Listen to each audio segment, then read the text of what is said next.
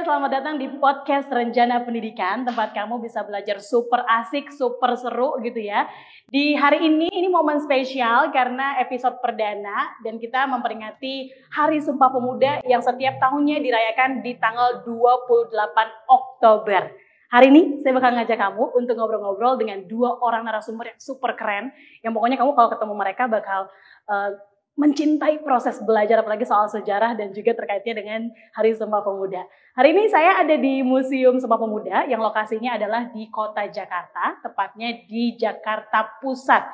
Buat kamu yang penasaran isi museum ini, nanti kita akan juga memperlihatkan ke kamu gitu ya, buat yang penasaran sama Museum Sumpah Pemuda. Tapi jangan lupa, sebelum kita ngobrol-ngobrol, subscribe dulu.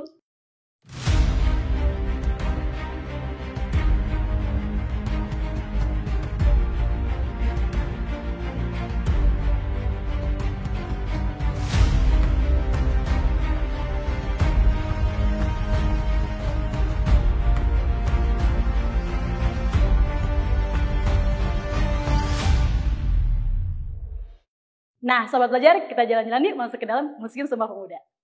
Ini ruangan pergerakan para pemuda. Mas Adi baik, halo. Kok udah akrab, udah lama kenal ya? Sebenarnya kita udah berteman sejak Kongres Pemuda kedua. Dari zaman 28. Berarti ada di foto itu ya?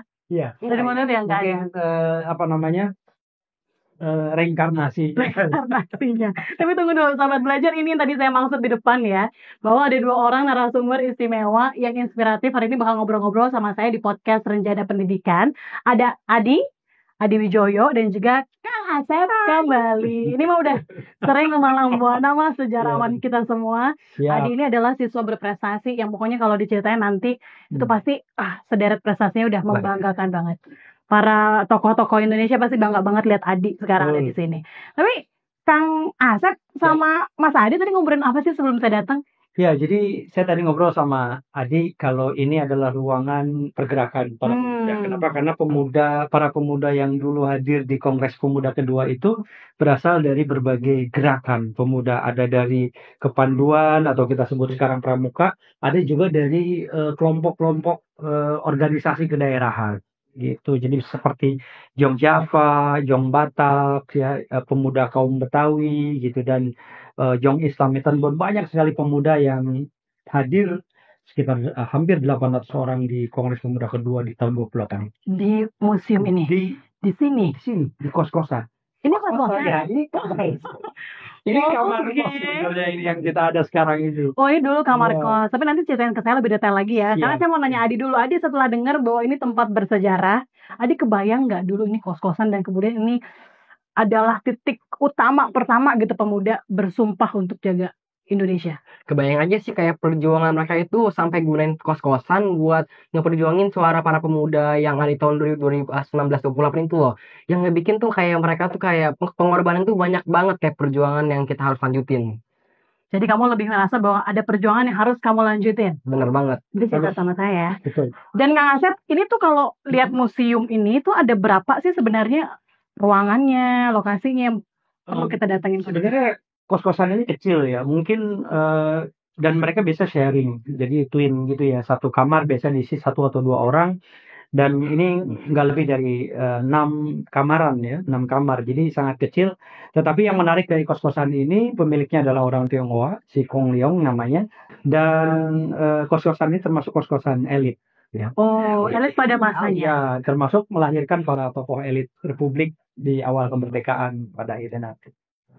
Ini karena kayaknya pembahasan saya bakal panjang kali lebar sama 2 orang. Soal apa? Soal kos-kosan.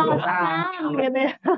Tapi ini emang kos-kosan elit ya katanya Iya. ya. Kita akan eksplorasi lagi. Tapi sobat belajar, saya mau ngajak 2 orang narasumber saya untuk nongkrong-nongkrong di belakang dan ngobrol lebih banyak lagi di episode kali ini. Ya. Penasaran? Ikutin. Kita ngobrol di kamar kos yang lain.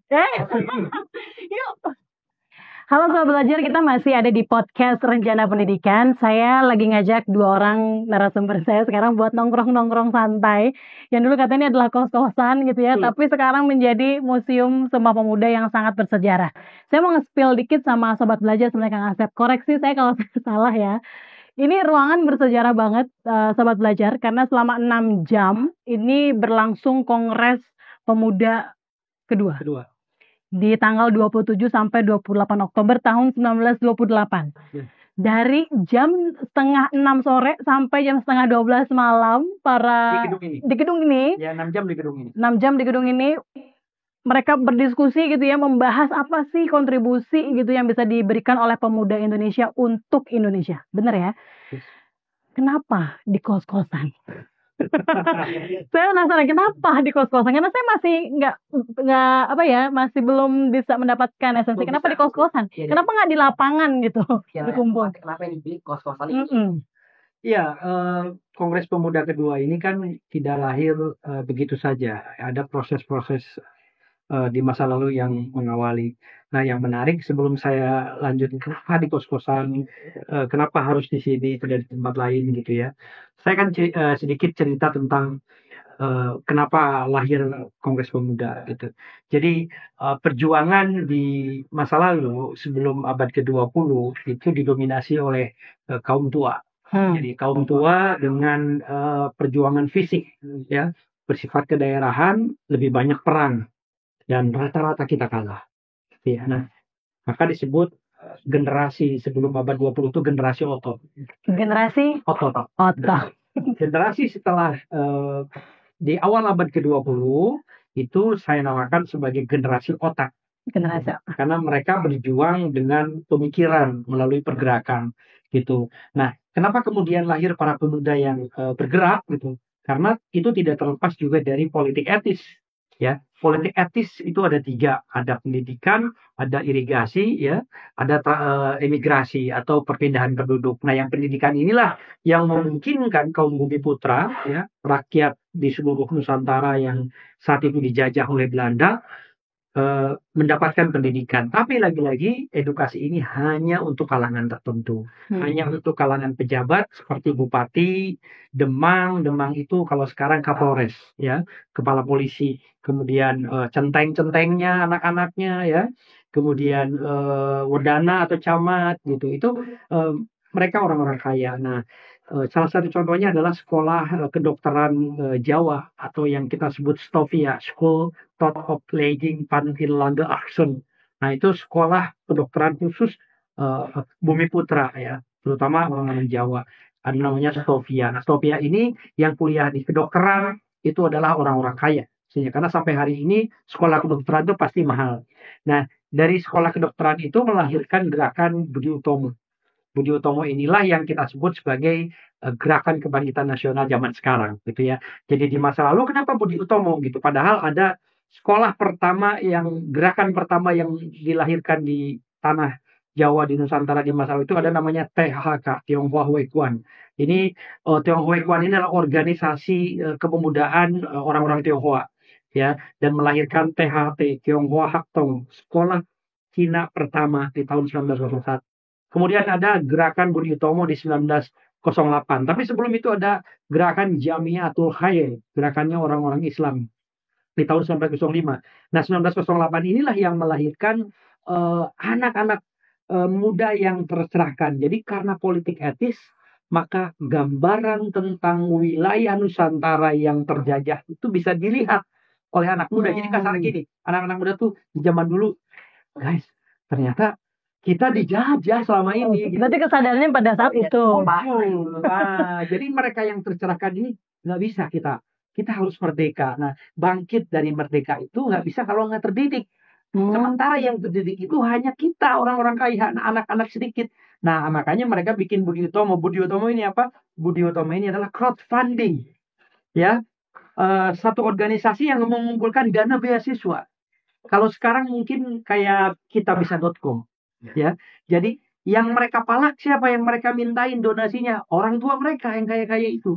Nah, jadi dari dana yang terkumpul itulah mereka bisa menyekolahkan anak bumi putra yang tidak mampu. Nah, 20 tahun kemudian perjuangan Budi Utomo menghasilkan ratusan bahkan ribuan pemuda yang terdidik dan tercerahkan. Jadi makin kuat tuh. Ya, maka 1928 lahirlah Kongres Pemuda yang berlangsung di ruangan ini, salah satunya. Karena Kongres Pemuda itu ada Kongres Pemuda pertama, ada Kongres Pemuda kedua. Nah, sebelum Kongres Pemuda pertama tahun 26 sebenarnya ada manifesto politik dari Perhimpunan Indonesia tahun 1925 yang manifesto politik ini dideklarasikan di Belanda di Amsterdam dengan poinnya adalah bahwa wilayah yang nantinya disebut Indonesia itu harus diperintah ya oleh pemerintahan yang dipilih oleh mereka sendiri, oleh kita sendiri gitu. Jadi itu di luar negeri itu. Ya, anak-anak muda yang kuliah di luar negeri, mereka langsung bikin manifesto itu dan itu menginspirasi pelajar yang ada di Hindia Belanda. Di Indonesia belum ada, Hindia Belanda saat itu di sini. Gitu. Nah, jadi yang kedua bahwa perjuangan untuk mewujudkan Indonesia merdeka itu harus dengan tangan kita sendiri, tidak perlu membutuhkan bantuan orang lain. Itu pemuda tuh. Yang ketiga bahwa untuk mewujudkan itu tidak mungkin kalau kita nggak bersatu. Nah, jadi dari manifesto itu melahirkan Kongres Pemuda pertama. Nah, yang menarik dari Kongres Pemuda pertama adalah ada rapat yang membicarakan soal-soal perempuan. Oh, Itu menarik tuh. Jadi rapat kedua dari Kongres Pemuda pertama itu membicarakan bahwa perempuan itu memiliki peran penting. Kenapa? Karena di tangan perempuanlah generasi muda itu dilahirkan. Di tangan perempuanlah generasi muda itu dididik, dicerahkan. Itu kan yang pertama kali. Nah, maka di Kongres Pemuda kedua yang dilangsungkan di sini, di kos-kosan ini, sebenarnya adalah pelajar-pelajar yang sudah tercerahkan yang memang kebetulan mereka rata-rata kuliah di Jakarta. Satu frekuensi. Oh, semua rata-rata mereka itu. Dan kos-kosan ini kos-kosan yang paling aman. Kenapa? Bayangin dari mulai Sumpah Pemuda itu di tempat orang Tionghoa. Ya, Bung Karno diculik di Rengas Dengklok di rumah orang Tionghoa. Kenapa? Karena orang Tionghoa itu kelasnya beda dengan orang kita yang Bumi Putra di zaman itu. Orang Belanda ada namanya politik segregasi waktu itu. Mereka adalah kelas 1 orang Belanda. Kita orang Cina, India, ya Cina, India, Arab itu kelas kedua dan kelas ketiganya kita. Nah, lokasi orang orang Belanda itu di perkantoran pemerintahan, orang Cina, Arab di perusahaan ekonomian. Nah, kita di sawah, ladang, kebun, hutan. Jadi kita nih pokoknya kita rakyat jelata lah jadinya. Nah, makanya kenapa di sini? Karena relatif orang Tionghoa itu sangat dekat dengan pemerintah Belanda. Nah, tetapi bukan berarti di sini tidak diawasi. Jadi kenapa tidak di luar? Karena diawasi. Gerakan pemuda saat itu dilarang oleh banyak ada namanya dinas intelijen, PID namanya, polisi intelijen Belanda yang mengawasi termasuk di Kongres. Nah, Kongres Pemuda kedua itu sebenarnya dilakukan di 3 tempat selama 2 hari. Ya, hari pertama tanggal 27 itu dilakukan di gedung Katolik Jongelingenbord, Katolik, pokoknya sekarang namanya Santa Ursula, ya di jalan yang ada di Pasar Baru ya, ada samping gereja katedral. Nah, di sana ada kapel gede banget, disitulah mereka rapat. Kemudian rapat keduanya dilakukan di di gedung Pos Java Bioskop ya. Sekarang gedungnya itu jadi komplek Mahkamah Agung, sudah nggak ada lagi bioskopnya. Kemudian yang ketiga di sini sore harinya. Jadi sore kemarin, pagi ya, kemudian sore lagi 3 kali di sini. Nah, ini hari rapat terakhir. Tapi sebelumnya mereka dalam rundown itu harusnya ada arak-arakan dari tiap daerah. Tetapi itu dilarang ya. Makanya di sinilah dilakukan Kongres Pemuda. Jadi kenapa di sini? Karena di sini dianggap tempatnya paling aman, paling representatif. Memang akhirnya pesertanya jadi tidak banyak. Nah, disinilah mereka fokus membicarakan satu keputusan yang hasilnya sangat keren ya, yang bicara soal tanah tumpah darah Indonesia, bangsa Indonesia, dan bahasa persatuan bahasa Indonesia. Dan yang nyusun ketiga kata-kata ini ya, ikrar ini adalah Muhammad Yamin ya, seorang Sumatera ya, seorang Minang yang biasanya orang-orang Minang tuh sastrawan keren. Jadi memang ahli bahasa itu rata-rata orang Minang ya. Siap. Ini kalau misalnya sobat belajar bingung ya, kenapa ya Kang Asep satu ini tuh kok jago banget, kayak tahu seluruh sejarah Indonesia Raya. Ini saya nanti akan menjelaskan lebih detail, tapi Kang Asep monggo ya. Beliau ini adalah sejarawan Indonesia, tadi saya sempat singgung itu. Beliau juga aktif sekali di komunitas Historia Indonesia KHI. Dan memang udah ngawal banyak sekali museum-museum di Indonesia ya. Betul. Berapa kali jadi kepala museum, Kang? 2 kali. 2 kali. Di museum apa aja? Bank Mandiri dan Museum Samanhudi. Sekarang bertugas lagi nggak? Sekarang kurator. kurator di Museum Sejarah Jakarta, Perairan Kota Tua, dan di beberapa museum, Museum Bahari, Museum Tamrin, banyak. Jadi kalau ingat museum, ingat sejarah, ingat Kang Asep. Siap. Tapi berarti kan Kang Asep cerita tadi ya, mulai dari pemuda yang punya kesadaran dulu, kemudian mereka berkumpul, mereka mendidik lagi pemuda-pemuda yang lainnya untuk bisa punya kesadaran, dan akhirnya ada Sumpah Pemuda.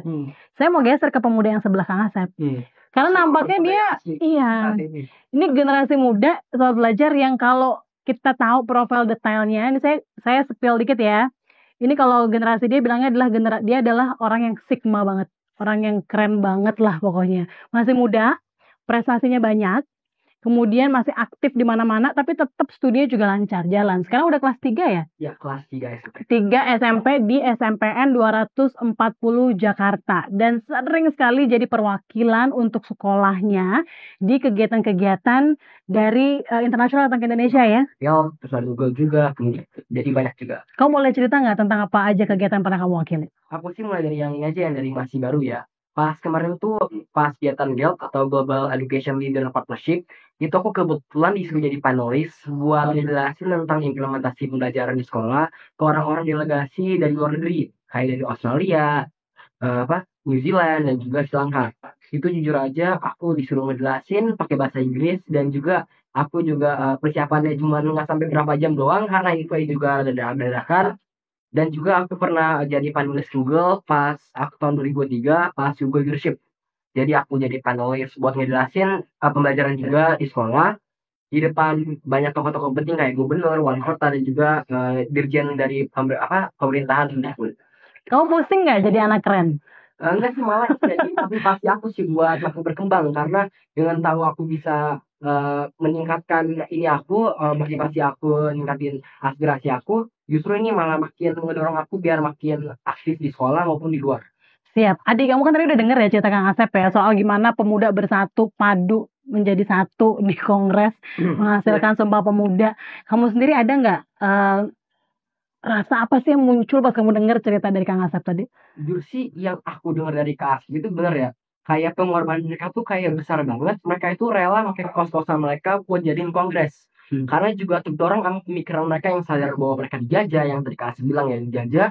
Mereka itu makin sadar kalau kita tuh harus bergerak, karena yang orang yang dapat kesempatan kayak kita tuh dikit. Mungkin cuma hanya golongan orang yang kaya atau golongan orang yang mungkin dapat jabatan penting di pemerintahan. Jadi tuh yang aku rasa tuh mereka tuh kayak mempunyai tekad dan inisiatif sendiri buat ngegerakin para pemuda yang dahulu itu dari timur sampai barat tuh banyak banget. Dan juga yang mungkin kakak tahu ya, Indonesia tuh banyak banget, Luas banget ya. dari Java, dari Kalimantan, banyak banget ininya. Jadi tuh yang mungkin mereka punya tekad, punya inisiatif buat ngelakuin sesuatu yang sangat penting atau berharga di saat waktu yang mungkin masih terbatas. Mereka tuh nekat lakuin ginian, yang bahas itu dilarang juga ya sama pemerintah Belanda, kan dilarang kan. Jadi mereka tuh ngelakuinnya diem-diem, masih kayak beresiko lah, beresiko. Mereka tuh tahu resikonya gimana, mereka pun berani buat ngelakuin ginian. Tapi tuh relate nggak sih sama kehidupan adik sekarang sebagai anak muda di Indonesia Raya? Jujur aja sih kalau itu sangat relate, karena tuh kan mereka tuh ada organisasi, kita juga ada di OSIS kan juga ya organisasi juga kan. Jadi ini itu sangat relate banget lah, bahas itu sangat penting. Karena tuh kalau dulu kan mereka tuh perjuangannya sama, ada forum-forum, kita juga ada kayak mungkin kalau bahasa dulu kongres, kita sekarang forum OSIS, terus kita bisa sharing, kita bisa ngobrol tentang satu sama lain, kayak cara menggerakkan murid, cara mengimprovisasi karakter murid gimana. Jadi itu kita tuh bener tahun 28 sama tahun 2024 tuh sangat sama lah, relate banget lah. Siap. Saya mau kasih bocoran juga. Kalau Adi itu adalah ketua OSIS juga, gitu ya. Ketua OSIS, anak teladan. Jadi Saya juga dulu ketua. wah, saya gimana ya? Saya agak merasa minder nih, karena saya juga nggak bagian OSIS juga waktu sekolah. Kebanyakan main gitu saya waktu sekolah. Tapi balik lagi, sebelum ke Adi lagi, saya penasaran. Karena kan tadi Kang Asep cerita mereka tuh terpecah-pecah sebenarnya di beberapa lokasi ya. 3 lokasi. Gimana cara komunikasi? Kan belum ada WhatsApp, belum ada gadget. Gimana mereka bersatu gitu? Ya kayak masih pulau banget lah, belum ada. Iya, sekarang. Jadi inspirasi yang paling besar itu sebenarnya dari Kartini. Jadi Kartini itu dia anak pingitan, ya, perempuan yang dipingit dari kalangan bangsawan.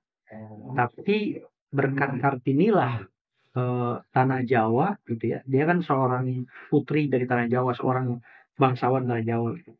Kartini menuliskan tentang kondisi keterjajahannya, keterbelakangannya. Jadi Kartini itu mengirim surat ke teman-temannya di Belanda, ya, sahabat penanya gitu, termasuk ke pejabat-pejabat di Belanda yang pro Indonesia waktu itu, pro terhadap kemerdekaan gitu.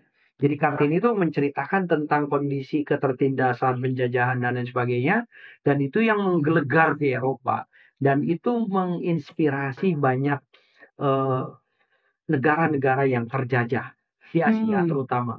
Dan perang Rusia dengan Jerman, dengan Jepang, ya, Jepang dengan Jerman melawan Rusia dan seterusnya, itu kemenangan Jepang itu membuktikan bahwa bangsa Asia yang dianggap rendah, ya, dibandingkan kulit putih gitu, itu membuktikan bahwa kita juga bisa menang, bisa merdeka, nggak terjajah nanti.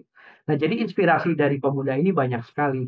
Nah, sehingga memang iklim, ya, kondisi saat itu memungkinkan anak muda itu untuk mereka memperkuat, ya, dari segi wawasan pengetahuan. Nah, makanya sebenarnya organisasi yang sekarang macam OSIS dan teman-teman punya organisasi itu jangan banyak bikin kegiatan festival, event-event yang kayak gitu, lomba, tapi capacity building, gitunya, yang membangun kapasitas daripada anak-anak mudanya gitu. Nah, itu dulu yang dilakukan oleh gerakan pemuda itu. Nah, jadi mereka dari daerah itu sebenarnya nggak ujung-ujung persiapan rapat Kongres Pemuda 1 itu 1 tahun. Oh, mereka bersiap-siap aja 1 tahun sebelum berlangsung. Ya. Terus 1926 kan, nah 1927 mereka bertemu lagi untuk membicarakan Kongres 1928. Oh, oke. Gitu. Dan di awal Mei, ya, dari mulai Mei sampai Agustus 1928 mereka rapat berjilid-jilid itu. Ya, berjilid-jilid untuk menentukan acara 27, 28 Oktober 28. Jadi dari Mei sampai Agustus persiapan. Jadi mereka tuh sebenarnya udah lama. Udah lama ngobrolnya gitu ya, udah lama ngobrolnya sampai ada ini. Rata-rata itu Adi, ya, mereka yang di Jakarta itu adalah anak kos, anak daerah yang ngekos sebenarnya gitu. Jadi bukan 28 gue berangkat seminggu sebelumnya ke sini, enggak gitu. Jadi mereka memang sudah ada di sini. Sudah ada di sini. Karena ini kan ibu kota. Ini ibu kotanya Hindia Belanda, Batavia itu gitu. Jadi mereka emang udah kumpul di sini. Udah kumpul di sini. Tetapi memang ada juga yang hadir jauh-jauh hari pasti, tapi rata-rata sedikit. Sengaja lah datang. Sengaja datang, ya. Jarang gitu. Oke, berarti kan kita melihat bahwa sebenarnya pemuda-pemudi pada saat itu mereka tuh kan gelisah ya. Kalau anak zaman sekarang galau. Galaunya tuh positif, bukan galau yang kemudian patah hati, kemudian kayak cry, sad sepanjang masa gitu ya. Tapi ini galaunya adalah positif, mikirin negaranya. Sehingga mereka kumpul di sini. Adik, saya penasaran sama Adik. Adik, ada kegalauan nggak terutama soal kamu sebagai generasi muda, tantangan kamu yang kamu rasain betul di zaman kamu hidup sekarang? Jujur aja ya, kalau tantangan buat aku itu adalah cara ngegerakin murid atau orang-orang biasa nih, biar ngikutin yang kita mau. Mungkin kayak gini ya, bahasanya tuh kayak misalnya tuh sebagai OSIS kita juga harus menggerakkan murid, kita jadi wadah aspirasi. Mereka kalau mau ngomong pasti hidup kita juga kan. Jadi itu yang tantangan terbesar aku tuh kayak gini, misalnya tuh ada banyak yang salah pendapat atau beda pendapat, ataupun yang ada yang nggak setuju nih tentang pendapat kita nih, terus malah dilawan atau gimana. Jadi itu yang jadi tantangan terbesar kita ini, terutama buat OSIS atau SMP yang zaman masih 12 sampai 14 tahun itu, adalah cara menyatukan aspirasi dan suara agar tergerak semuanya dan setuju dengan kita. Gitu. Oke, jadi kamu gimana caranya ngajakin teman-teman kamu biar jadi satu gitu ya? Biasanya mecah-mecah kenapa? Kalau yang Adi lihat itu sekarang? Kayak misalnya kita ada event, mungkin kayak seminar gini nih. Mungkin ada yang nentuin lokasi, pasti ada yang nentuin sini. Dan itu juga ngebuat banyak koalisi. Jadi kayak yang bahasnya mungkin kalau anak gaul sekarang ya, circle-circlean. Nah, jadi bahasnya itu makin terpecah-pecah. Yang awalnya cuma jadi satu, malah jadi kebagi-bagi banyak posisi yang sebenarnya tuh nggak penting. Jadi gitu. Ya, jadi sebenarnya itu hal itu terjadi itu dimungkinkan karena sekarang akses terhadap informasi kan sudah konvergen ya. Jadi satu dari berbagai banyak menjadi satu, kemudian menyebar lagi gitu ya. Kalau dulu anak-anak muda itu mendapatkan informasi itu rata-rata sumbernya itu tidak banyak. Terbatas lah ya. Terbatas. Jadi kalau mereka baca buku ya hanya buku itu. Dan diskusi pun tidak akan jauh daripada apa yang ada dalam buku itu. Ya, jadi informasi menjadi referensi, ya, itu semua anak muda di masa lalu itu rata-rata sama referensinya. Mirip-mirip lah ya. Mirip. Nah, kalau sekarang referensi itu beda-beda. Tergantung siapa yang di follow. Ya, apalagi di grup keluarga, itu di grup keluarga, grup RT itu kan banyak hoax di situ beredar, sehingga informasi yang mereka yang salah diakses terus penerus, jadi dia nggak benar. Gitu kan. Nah, itu jadi anak muda sekarang itu justru punya tantangan lebih besar untuk tadi memerangi hoax buat mereka sendiri. Nah, karena concern saya itu adalah bagaimana zaman dulu visi misi itu bisa mudah ya, Disatukan. konsolidasikan, disatukan gitu. Kalau sekarang visi misi jadi susah, makanya visi misi jadi beda-beda. Nah, saya khawatir justru banyak anak muda Indonesia yang sebenarnya karakter ke Indonesia ini sudah nggak ada, sudah malah tidak tertanam gitu. Itu menurut kamu gimana? Iya, aku penasaran karena kamu kan melihat, kamu menjalani sendiri kan kehidupanmu di zaman sekarang. Mungkin sih kata tadi Kak Asep ya, kata itu banyak siswa-siswi tuh yang kayak nggak suka ataupun yang nggak ada di biasanya kan. Itu sih kembali lagi dengan cara pengajaran mereka tentang sejarah, cara mereka menerapkan ataupun kayak menyerap ini ya informasi yang ada di sekarang ini. Ya. Terutama kan mungkin Kak Acep tahu ya, kalau cara pengajaran setiap guru itu beda-beda.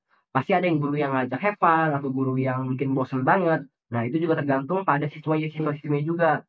Mereka mau diajak berpikir atau enggak, itu semua tergantung pada yang diajarkan dan juga yang pada guru-gurunya itu. Kalau misalnya gurunya ngajarnya bosan banget, kayak nggak ada, ini tuh monoton banget, pasti siswa-siswinya juga ikutin. Jadi monoton banget, terus nggak ada kayak niat buat belajar. Malah jadinya sejarah itu sebuah musuh dalam hidup kita. Yang soal itu kita harus lestarikan terus, yang kita harus budidayakan terus lah, kita harus belajar terus. Itu kalau anak-anak sekarang banyak yang ikut ekskul nggak sih? Banyak banget yang ikut ekskul, karena juga OSIS kan ataupun sekolah pasti jadi kayak ekskul pramuka. Nah, betul. Jadi dulu Ada tempat-tempat. peserta kongres itu mostly ya mayoritas mereka itu adalah anggota Pandu, anggota pramuka. Oh, Gitu. Adik anggota pramuka nggak? Ya, Luar biasa. Saya pasukan khusus pramuka Garuda. Sobat belajar ada yang pramuka nggak? Kalau ada yang pramuka, komen ya sebanyak-banyaknya, saya pramuka wilayah mana gitu. Nanti kita samperin ya mungkin ya. Karena gini, dari pramuka itu anak-anak muda di masa lalu itu punya ketangguhan fisik dan mental yang kokoh. Kedisiplinan itu diajarkan, mental survival itu diajarkan di pramuka. Jenderal Sudirman itu adalah pramuka asli, Pandu dia gitu. Dan banyak di antara mereka termasuk Yamin, semuanya anggota Pandu rata-rata mereka, dan keterampilan bertahan hidup dan sebagainya, kekuatan gitu ya. Baik mereka jauh dari orang tua. Bayangin Tamrin ini waktu ngekos di sini dia tunggak 3 bulan. Ya. Dia kan belum ada mobile banking kan zaman dulu. Iya, bingung ya mau bilang habis ini belum bisa komunikasi cepat kan. Belum ada, apalagi QRIS. Iya, belum ada juga pinjaman online juga ya. Dan konon bayarnya tuh boleh pakai beras. Oh. Ya, pakai hasil bumi masih boleh tuh beberapa tempat kosan, tapi tahu saya di sini sih enggak ya, karena kosan ini rada-rada elit ya. Karena di kosan saya nggak boleh ceritain ya, kalau di kos-kosan ini dulu anak mudanya real nongkrong, sebenarnya mereka Nongkrong ngobrol-ngobrol. selain ngobrol-ngobrol yang serius soal bangsa, tapi mereka juga menikmati hidup sebagai seorang pemuda. Nah, itu sobat belajar ini ya, kita boleh banget fokus belajar tuh boleh banget. Tapi kalau ngelihat cerita dari para pemuda-pemudi Indonesia, jangan lupa juga bahwa interaksi langsung sama teman-teman kamu juga penting. Dari ngobrol-ngobrol, kita bisa tahu Adi lagi ngapain, Kang Asep lagi ngapain, teman kita yang lain lagi ngapain. Jadi siapa tahu dari situ kita punya ide baru untuk berbuat sesuatu untuk Indonesia gitu ya. Tapi aku penasaran deh, karena Adi belum keluar semua. Kayaknya dia mau curhat tuh masih takut-takut. Keluarkan apa yang paling kamu takutkan dari zamanmu sekarang? Kamu tuh takut kalau itu nggak selesai, nggak bisa diatasi gitu. Ya mungkin tadi aku udah bilang ya aku paling takut itu adalah miskomunikasi. Yang tadi kakak ada bilang, kita tuh harus banyakin komunikasi antara satu dengan yang lain. Kalau misalnya dalam organisasi itu nggak ada komunikasi, itu namanya bukan OSIS lagi, tapi udah hancur semuanya. Itu kita harus saling komunikasi. Apalagi itu yang aku takutin sekarang itu adalah, kalau misalnya aku ada event gimana pun, misalnya ada kayak divisi-divisi ya, ada kayak humas ataupun keamanan, konsumsi. Nah, kalau misalnya mereka nggak ada komunikasi, pasti hancur berantakan. Nah itu mungkin hubungan antara yang lalu sama sekarang itu adalah mereka tuh bisa nyatuin semua dari sekian banyak ratusan ribu orang yang ada di Indonesia atau India Belanda gitu ya. Itu bisa jadi nyatu, jadi satu forum lah yang kongres yang mempunyai pikiran yang sama. Jadi yang aku takutin sih sebenarnya adalah cara siswa-siswi ataupun cara mereka yang mungkin siswa sekarang ini cara menanggapi informasinya ataupun cara komunikasi antara satu dengan yang lain. Siap. Tapi kan Adi ini meng-highlight poin penting ya, Kang ya. Tadi saya sih cuma menyambungkan bahwa mungkin dulu kata Kang Asep informasi terbatas, mereka baca buku sehingga mereka bisa lebih fokus, ngobrol pun nggak nyambung. Kalau sekarang kan ada yang follow artis Korea, maka ngomongnya artis Korea, follow-nya Barat, maka ngomongnya Barat, dan berbagai macam informasi mereka serap. Tapi saya penasaran, bagaimana kemudian pola kolaborasi, komunikasi zaman dulu versi sekarang yang Kang Asep lihat gitu dan Kang Asep bisa ceritakan ke kita semua. Nah, yang menarik dari Kongres Pemuda kedua itu, mereka kan hadir dari berbagai daerah, menginisiasi, membawa nama organisasi masing-masing. Pemuda Sekarupun dari Jawa Barat, negeri Pasundan, Yong Java ya, Yong Islamitan Bon, Yong Sumatera, Yong Batak, Yong Celebes, Yong Ambon. Dua orang dari Papua itu mewakili Yong Ambon ya. Kemudian diwakili atas nama Yong Ambon. Kemudian ada dari Tionghoa 4 orang ya menjadi deklarator. Para pesertanya itu kurang lebih semacam yang kalau sekarang kita kenal ada namanya Muhammad Husni Tamrin ya, itu peserta. Ada Kartosuwiryo ya, teman kosnya Bung Karno dulu, yang belakangan Kartosuwiryo dihukum mati oleh Bung Karno ya karena memberontak mau mendirikan Darul Islam Indonesia atau Negara Islam Indonesia NII atau DITI ya, Tentara Islam Indonesia, dihukum mati di Pulau Seribu. Kemudian ada juga 4 orang Tionghoa ya, dan ada lagi 1 orang dari orang etnis Arab namanya Abdurrahman Baswedan ya, dia adalah kakek daripada Anies Baswedan Mendikbud kita pernah tahun 2015-an. Nah, jadi para peserta ini sangat beragam dari berbagai daerah, berbagai etnis, berbagai agama, berbagai golongan, dan tidak hanya laki-laki, tapi juga ada perempuan dan ada perwakilan perempuan. Namanya kongres itu presentasi. Ya, termasuk ada Imapura Direja, ada Siti Sundari yang dia presentasi di sini, gitu ya, mengutarakan Aktif lah gitu ya. perjuangan bagaimana perempuan seharusnya gitu. Nah, jadi fokus mereka itu hadir dari daerah tapi membawa satu misi ya tentang Indonesia yang mau mereka bentuk. Bayangkan di Belanda sana Perhimpunan Indonesia itu mengatakan dirinya bukan dari Hindia Belanda, bukan dari Netherlands Indi, tapi mereka dari Indonesia. Padahal Indonesia ini belum ada. Nah, kenapa? Karena Indonesia itu tidak melambangkan etnis, dia melambangkan satu kesatuan. Sementara kalau etnis Jawa itu etnis gitu kan. Jadi itu dari hanya sebagian kecil. Nah, Indonesia ini bagian besar gitu. Sehingga kekuatan visi dan misi itu mereka bisa konsolidasikan penuh di luar negeri bahkan di Indonesia gitu. Nah, jadi mereka bisa fokus karena mereka punya visi misi yang sama ya. Dan yang menarik adalah Yong Ambon, Yong Celebes, Yong Islamitan Bon, pokoknya pemuda-pemuda itu bubar setelah deklarasi Sumpah Pemuda. Jadi sebelum itu pantang pulang, pantang bubar. Mereka dari daerah masing-masing bawa jaket masing-masing. Setelah deklarasi mereka bongkar jaketnya, buka jaketnya, mereka mendeklarasikan satu organisasi pemuda baru yang disebut Indonesia Muda. Jadi mereka mendirikan satu organisasi baru dan membubarkan semua organisasi yang sudah mereka dirikan sebelumnya. Lebur jadi satu. Dan lebur jadi satu fusi yang disebut Indonesia Muda. Nah, mereka gila nggak? Jadi yang tadinya kedaerahan jadi satu. Nah, itu tidak mungkin kalau mereka tidak memiliki critical thinking. Berpikir kritis. Jadi berpikir kritis itu lahir karena membaca. Sekarang saya lihat anak muda itu sedih. Pendek-pendek gitu ya sukanya ya. Video pendek, cuma berapa detik di Reels ya. Cuma gini-gini doang gitu. Mandi lumpur di TikTok gitu ya. Tuh, diomelin sama Kang Asep loh, buat belajar loh. Jadi kalau habis waktunya buat cuman joget-joget, habis itu bermusuhan di media sosial, diomelin nih sama Kang Asep. Ya, terus saya kan pernah juga diprotes sama ibu-ibu. Kang, jujur aja kita di kantor tuh kerja sibuk banget. Ya, pulang ke rumah atau pas istirahat kita lihat TikTok, lihat seorang tuh yang lucu-lucu udah berat, Kang. Udah capek ngurusin kerjaan, kita pengen cari yang ringan. Iya. Kalau ibu-ibu oke lah masih mending ya karena kita udah belajar, udah kuliah, udah kerja.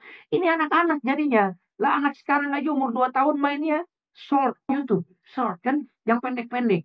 Wah, TikTok juga.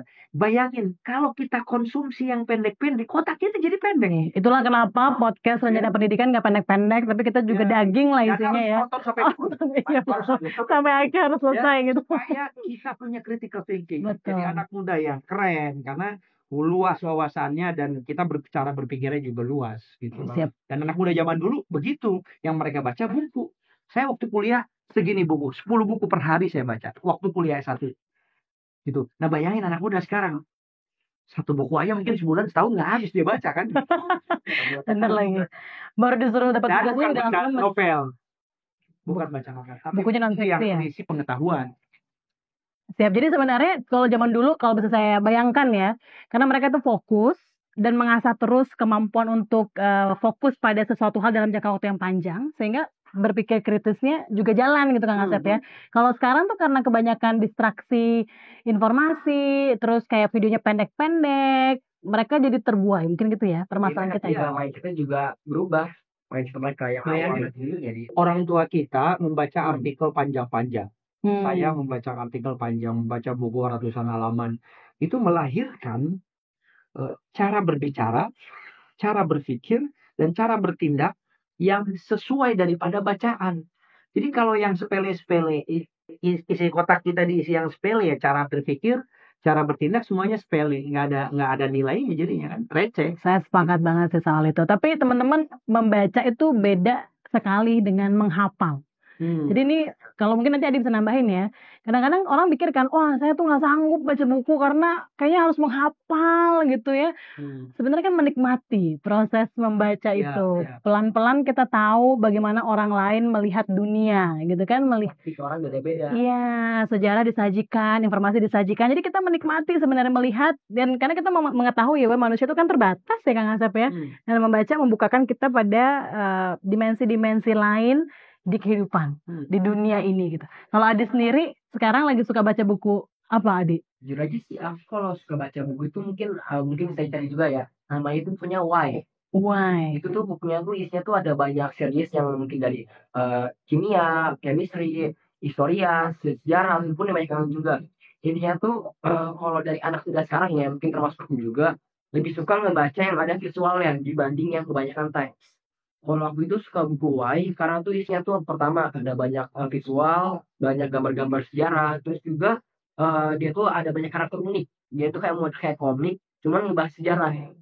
Jadi itu kalau yang anak muda susah, yang jadi kendala anak muda sekarang itu adalah menghafal dan membaca. Mereka itu kalau di mindset mereka itu membaca itu adalah menghafal.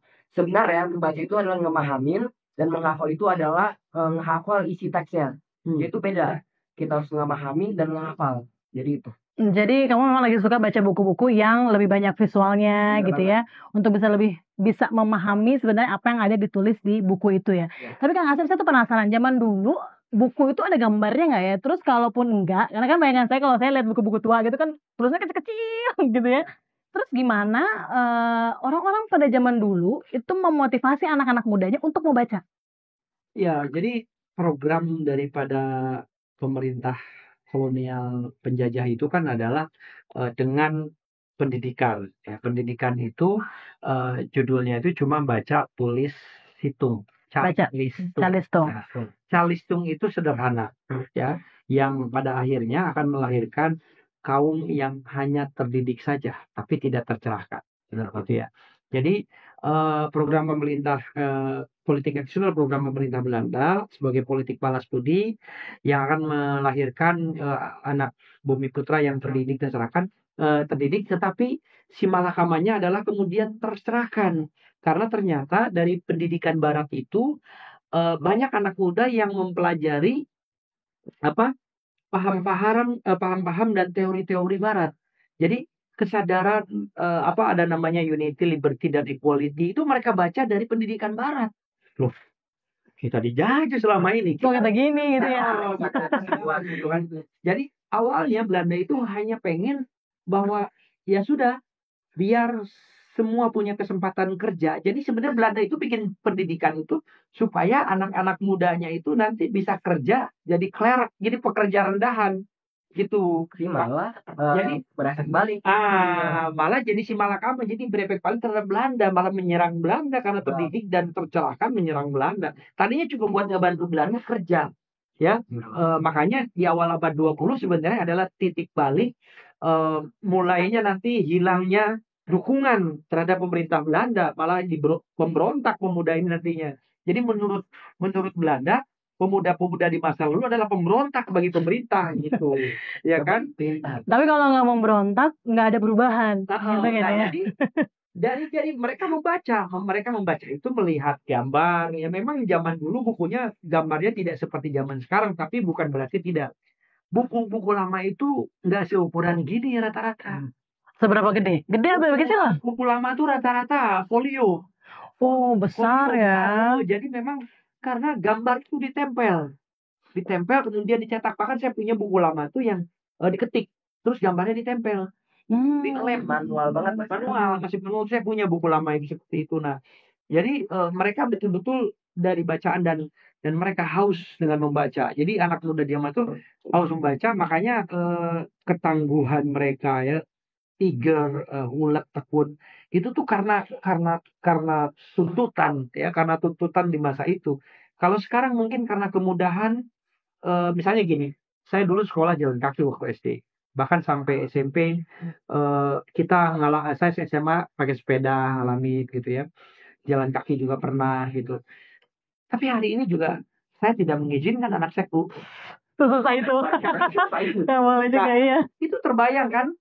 Saya dulu dilatih dengan ketangguhan, sementara karena saya yakin ketangguhan fisik dan mental itu tidak dilahirkan dari kenyamanan. Benar banget. Nah, sekarang kita bikin, bahkan ada satu sekolah swasta di daerah Jakarta Selatan, dianterin pakai patwal, mobilnya Alphard, hari Senin, pas dilihat kepanasan dan kehujanan, orang tuanya tidak mengizinkan anaknya, esoknya sekolah itu disewain tenda supaya nggak kepanasan kalau upacara.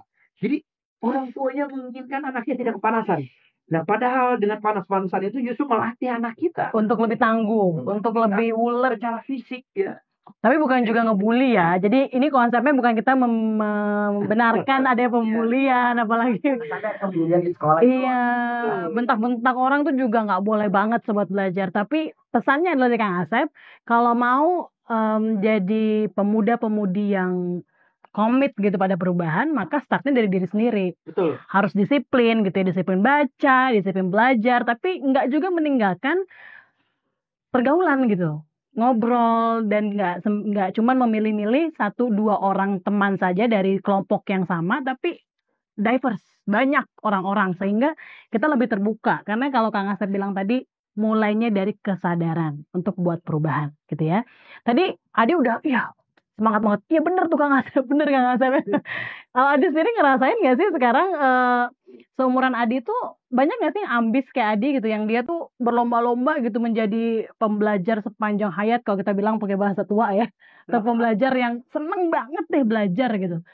Sebenarnya sih banyak banget yang ambisius, yang punya tekad tinggi buat misalnya naikin nilai, mereka mau bersosialisasi dengan satu dengan yang lain. Mereka tuh kayak punya bahasanya tuh kayak anak ambis lah. Ambis positif ya? Ambis positif. Tapi terkadang ada juga yang mereka tuh nggak tahu mulai dari mana. Misalnya, maaf aku juga ya, kalau misalnya anak SMP kan masih seumur aku tuh bingung nih mau mulai dari mana. Misalnya mau mulai dari mana, mereka tuh masih bingung karena mereka juga perbedaan tuh mereka tuh mungkin masih malu mereka juga belum gaul bahasanya ya, belum bisa ngobrol dengan enak dengan mungkin yang mereka bilang mereka nonton ini mungkin juga adalah pengalaman yang menurut aku itu sangat langka menurut aku ya, yang sekali seumur hidup bahasanya. Jadi itu kalau aku itu sebenarnya banyak yang ambis, cuma mereka tuh belum dapat momen untuk bersinar menurut aku sih gitu. Jadi belum dapat momen untuk bersinar. Atau jangan-jangan sebenarnya sobat belajar belum saling terkoneksi. Saya nggak tahu nih berapa banyak sobat belajar yang lagi nonton podcast Rencana Pendidikan ini kenal sama Adi misalnya dari SMP 240 Jakarta. Kalau enggak nanti mungkin boleh dikepoin sosial medianya, kenalan, ngobrol gitu ya. Karena lebih mudah kan sekarang dengan sosial media, Instagram, mungkin TikTok, ataupun mungkin email dan WhatsApp. Semua pemuda-pemudi harusnya bisa kumpul dan ngobrol gitu. Jadi wadah aspirasi. Bener, kalau konflik sedikit-sedikit nggak apa-apa lah sebenarnya ya, karena itu proses kita saling kenal satu sama lain. Tapi kalau kata Adi bilang tadi harus lebih Jadi saya ingin solid. nyambung ya, Hmm. Mas Asti, saling mengenal satu sama lain. Nah, itu sebenarnya makna daripada Sumpah Pemuda 1928. Jadi upaya untuk saling mengenal itu harus betul-betul diwujudkan, direalisasikan, dan perkenalan antar daerah ya dari Aceh sampai Papua. Makanya saya sering katakan isi kepalanya orang Aceh sampai Papua itu harus sama tentang Indonesia itu, tentang visi, misi, konsepsi dan definisi tentang Indonesia itu. Kenapa? Karena kalau beda, yang terjadi adalah disintegrasi bangsa, yang terjadi adalah konflik horizontal, Perpecahan perpecahan. Nah, orang Sunda harus kenal dengan orang Minang. Orang Minang harus kenal dengan orang Dayak. Orang Dayak harus kenal dengan orang Aceh. Orang Aceh harus kenal dengan orang Jawa dan seterusnya. Nah, apakah ada di negeri ini satu upaya untuk memberikan pembelajaran saling mengenali satu sama lain? Nah, ini yang justru negara harus hadir. Kita pemerintah harus hadir, memberikan kesempatan, makanya ada muatan lokal. Ya. Tapi muatan lokal itu lebih bicara pada aspek lokalnya, tidak bicara pada aspek nasionalnya. Bagaimana mempelajari? Jadi kan memang sulit ya diberikan pelajaran orang Sunda belajar tentang Aceh. Nah, kesadaran untuk mempelajari ya itu harus hadir dari diri sendiri. Keberagaman itu harus dikenali, harus dipelajari. Jadi bagaimana saya mengetahui kalau di Cianjur yang namanya bujur itu berarti pantat. Ya, tapi di orang Banjar yang namanya bujur itu berarti benar. Nah, kalau Kata aja udah berbeda ya. Beda. Kalau nggak pernah ngobrol nggak tahu. ya, kalau kata orang Banjar, kalau 2 tambah 2 4 bujur. Berarti benar lah. Kalau orang Cianjur bingung, bujur itu pantat. Di Jawa Barat pantat. Nggak sopan. Iya. Ngabuburit. Wah, itu kan sering tuh kalau belum Ngabuburit. Kata orang Jawa Barat ngabuburit tuh nunggu maghrib, nunggu gelap. Ya, kata orang Banjar ngabuburit berarti ngadu pantat. Iya kan? Nah, berarti orang Sunda harus kenal orang Banjar, orang Banjar supaya nggak perang, supaya nggak berantem, Supaya ada saling memahami tadi. saling memahami. Tak kenal maka tak sayang. Kenapa Sumpah Pemuda itu lahir kemudian melahirkan Pancasila? Karena pelangi itu nggak mungkin indah kalau cuma Satu warna. Kang Asep itu orang mana? Kenapa kita disebut Indonesia? Karena kita Beda tunggal ika. Kang Saya Asep orang Cianjur. Cianjur. Ibu saya Cianjur. Jawa Barat berarti Jawa ya. Barat. Bapak saya orang Betawi. Wah luar biasa. Kombinasi. Dekatnya rumahnya Emma Tamrin. Oh kombinasi lah. Kalau Adi? Kalau aku bapakku orang Jogja, ibu aku orang Minang. Oh agak jauh ya Jogja. Jogja dan Minang. Nah, saya bersyukur karena berbeda karena juga orang Bali. Jadi setidaknya ini etnisnya udah berbeda-beda. Dan kita Indonesia. Nah, perbedaan ini harus dijaga. Nah, makanya harapan pemuda di masa lalu itu adalah mereka menginginkan perbedaan itu kemudian disatukan dengan satu Indonesia tadi, gitu ya. Nah, harapan pemuda zaman sekarang mestinya merefleksikan pemuda bahwa anak muda hari ini harus paham janji setia pemuda di masa lalu, gitu ya. Karena kalau kita ingin Indonesia ya di masa depan itu tetap ada, Adi dan teman-temannya, para pemuda zaman sekarang harus bersumpah lagi. Ya, bersumpah lagi untuk apa? Untuk berjuang sama-sama terus menjaga sumpah persatuan di atas segala perbedaan. Jadi perbedaan itulah yang harus terus kita jaga. Jangan diseragamkan. Siap. Tetap berbeda. Biarkan berbeda. Orang Bali, orang Sunda, ya, orang Minang. Punya kepentingan. Tapi harus dikenali. Harus dipelajari. Supaya kalau ketemu, sayang. Karena kita kenal. Kan kita kenal maka kata sayang. Betul banget. Kita kenal motor senggol dikit. Pukul. Kan? Beda pendapat dikit. Bahwa Nyerang di sosial media. satu Indonesia. Ya. Viralkanlah hal-hal yang positif, sobat belajar. Misalnya kayak viralin aja apa yang menjadi, misalnya gitu kalau memang belum bisa ketemu secara langsung, maka promosikanlah budaya teman-teman gitu di ruang digital. Kalau Adik kan sekarang biasanya dapat dari sosial media ya banyak ya. Informasi kenalin, ciri khasnya apa budayanya, kemudian siapa tahu nanti ketemu teman baru di situ. Ya, dan semangat Sumpah Pemuda itu Adi dan kawan-kawan mesti gali terus ya, pelajari terus supaya nanti nilai-nilainya bisa muncul. Dan kalau perlu anak muda di zaman sekarang ini bikin lagi deklarasi. Nah, Ya, ditantangin loh. Udah gitu. Ditantangin sama Kang Asep. Adi kira-kira siap, Di? Siap, Mas. Lebih semangat lagi siap, Di? Siap.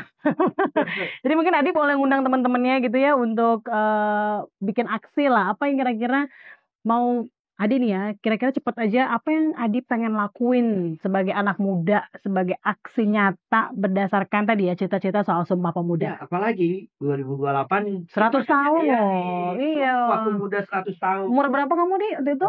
2028. Hah? 18 tahun aku. Pas. Pas banget. Coba Adi ngajak teman-temannya langsung. Pemuda Indonesia lagi Saya nonton. 2028 udah mau 50 tahun.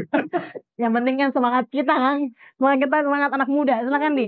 Aksi apa yang Adi pengen ajak ke teman-teman yang lagi nonton podcast Rencana Pendidikan, terutama kalau Adi merefleksikan soal Sumpah Pemuda tadi. Jujur aja ya, ayo dong kita semua nih kalau di bagian ini aja ya, bagian kalau di Forum Jakarta, pasti ada namanya Forum OSIS, gitu, itu semua bersatu. Ayo kita seluruh dari Indonesia nih, dari Sabang sampai Merauke ini, ayo bergabung jadi satu, kita bikin Forum OSIS atau Forum Pelajar, buat membahas tentang cara kita memperhatikan nilai-nilai Sumpah Pemuda. Mungkin tahun 2008 kita bakal adain lagi nih forum, misalnya di gedung ini bisa kita adain nih, kita semua dinyatu, mungkin dari delegasi dari beberapa bagian kita bisa ngomong, kita ngebahas tentang sharing nih tentang di daerah itu masing-masing gimana. Jadi ayo seluruh dari Indonesia, ayo kita bergabung jadi satu, kita bahas ayo basa-basi tentang ini aja, kita santai tentang kita ini bagaimana untuk menghadapi generasi masa depan, yaitu pemimpin-pemimpin kita yang akan melanjutkan generasi kita yang baru ini. Siap. Jadi Adi mengajak teman-teman semua sobat belajar dimanapun se-Indonesia Raya, nggak berbatas gitu ya. Nggak cuma teman-teman di Jawa aja, tapi juga teman-teman di Kalimantan, Sumatera, Papua, NTB, NTT, Bali. Silakan melalui podcast ini tolong sekali komen gitu ya teman-teman, asal dari mana dan bagaimana teman-teman menjawab ajakan aksi dari Adi tadi. Kapan gitu ya, kapan mungkin mau kumpul, kapan untuk mau benar-benar beraksi untuk ngobrol soal bagaimana menyelesaikan permasalahan di Indonesia. Saya pengen penasaran deh Kang Asep dan Adi juga, ada nggak hal-hal yang pengen disampaikan ke sobat belajar, terutama terkait dengan momentum Sumpah Pemuda? Indonesia maju itu dimungkinkan jika anak-anak muda semuanya terdidik dan tercerahkan. Ketika anak-anak muda Indonesia sudah terdidik dan tercerahkan, maka kesadaran tentang Indonesia, kesadaran tentang keinginan untuk memajukan Indonesia itu dapat dikristalisasi melalui satu visi misi yang konkret. Oleh sebab itu, kita sebagai anak muda, Adi ya, saya juga merasa masih memiliki semangat pemuda, kita mesti sama-sama menjaga Indonesia. Kesadaran pertama adalah bahwa Indonesia itu ibarat piramida. Indonesia berada di puncak, dan bangsa Aceh hingga Papua, termasuk saya dari Sunda, kita adalah para penopangnya. Oleh sebab itu kita semua mesti kokoh, kita semua mesti kuat. Dan kekokohan itu tidak mungkin lahir kalau bukan karena saling mengenal satu sama lain, saling belajar satu sama lain. Dan ibarat rumah besar, Indonesia berisi 38 kamar besar. Ya, yaitu 38 provinsi. Dan berisi 1.340-an kamar berukuran kecil. Yang manakala generasi mudanya, penghuninya, tidak memiliki lagi kesadaran sejarah atau historical consciousness dan kesadaran nasional, mungkin saja penghuninya itu akan mempretelin rumah besar Indonesia itu. Jendelanya, tiangnya, atapnya, dan seterusnya. Maka rumah besar Indonesia itu akan ambruk. Nah, kita semua tidak menginginkan rumah besar Indonesia itu ambruk. Maka kita sebagai pemuda yang hidup hari ini harus betul-betul hadir ibarat puzzle. Kita hadir untuk Republik ini sebagai satu keping solusi untuk menyelesaikan berbagai macam persoalan yang dihadapi negeri ini. Ya, karena persoalan yang dihadapi negeri ini sangat kompleks, Maka satu pemuda adalah satu keping solusi, sehingga ibarat peta Indonesia, kita hadir dari berbagai daerah, kita melengkapi peta itu, dan puzzle Indonesia itu akan utuh. Jadi Indonesia akan sesuai harapan dari para pemuda 1928. Kuat, kokoh, tidak terpecahkan. Karena pemuda tanpa kesadaran sejarah itu mudah diadu domba. Amnesia, oleh sebab itu kesadaran sejarah harus ditumbuhkan di antara kita. Maka mari kita belajar sejarah. Mari kita ke Museum Sumpah Pemuda. Siap, terima kasih Kang Asep. Menumbuhkan jiwa-jiwa ingin segera beraksi, pengen ketemu sama banyak generasi muda lainnya. Yes. Adi, kata-kata kamu untuk teman-teman yang lagi nonton podcast Rencana Pendidikan hari ini? Oke, mungkin aku singkat saja. Aku ingin mengajak kalian semua untuk bersatu. Kita sebagai generasi muda dan juga generasi pemimpin masa depan harus bersatu untuk menjadi aspirasi yang pertama. Kita harus lancar dalam memberikan aspirasi memimpin generasi yang akan datang. Kita harus yakin dalam pendapat, dan juga kita harus bisa mengeluarkan apa yang kita mau tanpa kita harus ketakutan ataupun apa yang kita canggung ataupun kita malu. Mungkin kata-kata closing statement aku adalah let's make Indonesia a better place for everyone. Kita harus bersatu. Kita harus membuat Indonesia menjadi tempat yang lebih baik bagi semua orang dan membuat tempat yang menjadi paling nyaman bagi generasi muda kita. Terima kasih sekali Adi, terima kasih Kang Asep. Sama-sama. Saya merasa optimis terhadap Indonesia. Jadi kalau teman-teman yang lagi nonton ini sobat belajar itu ya, pasti merasakan bahwa ada optimisme yang muncul, kayak di hati itu kayak yakin bahwa kalau Indonesia pemudanya sadar bahwa kita segitu hebatnya, kita nggak akan mudah dikalahkan oleh siapapun yang Betul. untuk memporandakan Indonesia gitu ya. Kita harus memperkuat dengan salam Sumpah Pemuda. Salam Sumpah Pemuda. Maju bersama untuk Indonesia Raya.